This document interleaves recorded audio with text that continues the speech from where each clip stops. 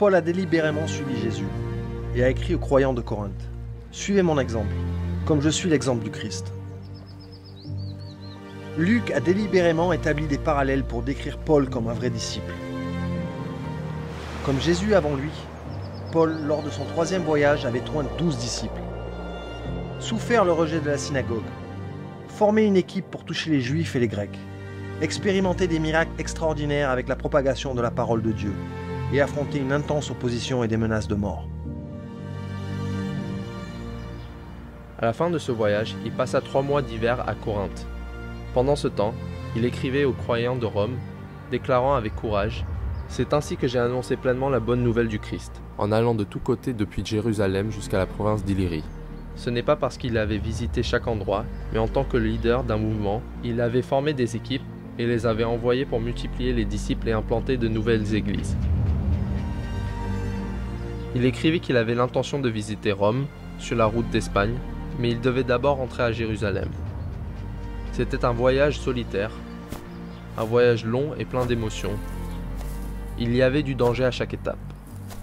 Et plus il se rapprochait de Jérusalem, plus urgent se faisaient les avertissements d'un malheur imminent. Son arrivée ne fut pas une entrée triomphale. L'église à Jérusalem avait attiré des milliers de Juifs, tous très attachés à la loi, et il était en danger. En une semaine, il fut saisi par une foule mauvaise qui cherchait à le tuer. Les autorités romaines et le Sanhédrin furent impliqués. Les 40 extrémistes conspirèrent pour prendre les choses en main, faisant le serment de le tuer. Au milieu de tout cela, le Seigneur Jésus-Christ rendit visite à Paul dans la nuit et lui dit: « Courage, tu m'as rendu témoignage ici à Jérusalem, et il faut aussi que tu le fasses à Rome. » Alerté des menaces de mort qui planaient sur Paul, le commandant romain ordonna à son centurion de rassembler 200 soldats, 70 cavaliers, 200 hommes armés de lances et des chevaux pour Paul. Ils quittèrent Jérusalem pour Césarée sur la Méditerranée, à la faveur de l'obscurité, avec une lettre d'introduction pour le gouverneur. Paul passa les 2 années suivantes dans le palais d'Hérode au bord de la mer.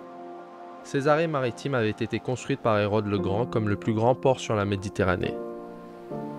Ponce Pilate, le gouverneur de Judée, en avait fait sa demeure.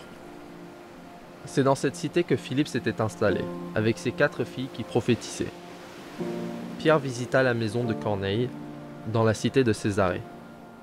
Et juste un peu plus d'une semaine avant que Paul ne s'arrête là, en revenant de son 3e voyage missionnaire. Comme son maître, Paul subit 3 procès romains, devant les gouverneurs Félix et Festus et le roi Agrippa. Il se tint courageusement devant ces souverains violents et immoraux. Racontant sa propre expérience de conversion et sa conviction que le Christ crucifié avait ressuscité et lui avait confié la mission de proclamer la lumière aux Juifs et aux gentils. Dans ces tribunaux, Paul lança à tous un appel de s'abandonner à Jésus-Christ. Levant les mains et agitant les chaînes qui l'attachaient, il fit un appel à tous se trouvant dans le tribunal de devenir des croyants en Jésus comme lui-même, mais sans les chaînes. C'était quelque chose de très dramatique.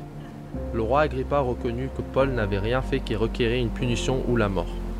Mais il avait fait appel au César. Et donc, c'est à Rome que Paul devait aller. Paul désirait fortement y aller.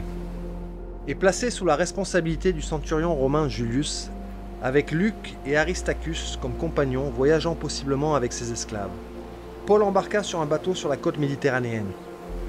Prisonnier parmi 300 soldats païens, marins, commerçants, esclaves et autres prisonniers. Un voyage qui aurait dû prendre quelques semaines, se prolongeant en mois avec des tempêtes violentes, culminant en un naufrage. En temps de danger total, Paul se tint droit. Il n'était pas un prédicateur popatique. Il partagea son expérience comme un marin. Il encouragea dans les moments de grave danger. Il poussa les hommes à manger plus de nourriture pour avoir plus de force alors qu'ils luttaient contre les vagues fracassantes. Il ramassa du bois sec pour réchauffer les autres.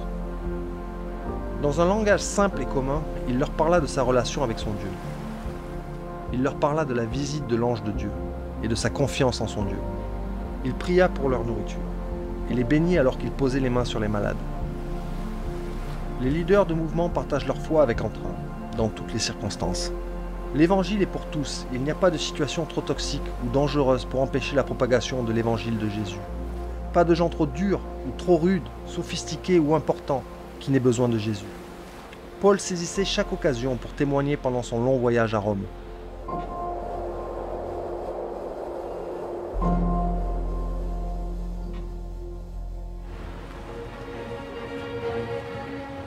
Rome était la capitale de l'Empire.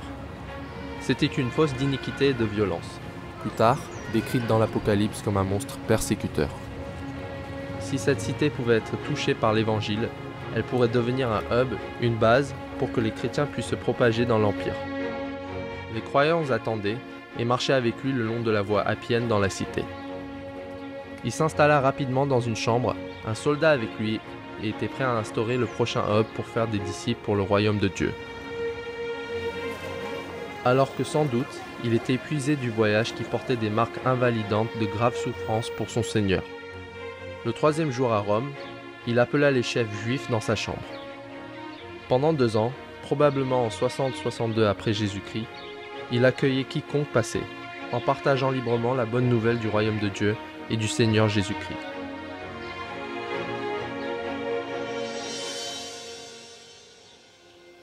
Paul a-t-il visité l'Espagne? Est-il retourné en Macédoine ou en Asie? Nous ne le savons pas. Mais il écrivit quelques-unes de ses plus belles lettres en prison à Rome, traditionnellement dans le donjon de la prison Mamertine. Il obéissait à l'histoire de la croix de son Sauveur Jésus. Il écrivit sur des églises qui reflétaient l'attitude de Jésus, des communautés de disciples qui se multipliaient, qui échangeaient des paroles, intimement connectées avec leur flux relationnel, durable et multipliant des hubs de foi, et vivaient sur les sentiers de la vie. L'essence de ces communautés à la fois missionnaires changeant radicalement 50 ans après l'exécution de Paul, lorsque l'empereur du IVe siècle donna une reconnaissance d'État et un statut au christianisme. Il fit donc des basiliques, et pour la première fois, des chrétiens se rencontraient dans des bâtiments. L'enseignement et le témoignage, la Sainte Seine et le baptême, qui avaient été menés sur les sentiers de la ville, parmi les personnes dans les maisons, étaient devenus à ce moment des activités religieuses institutionnalisées, que la plupart des dénominations continuent même aujourd'hui.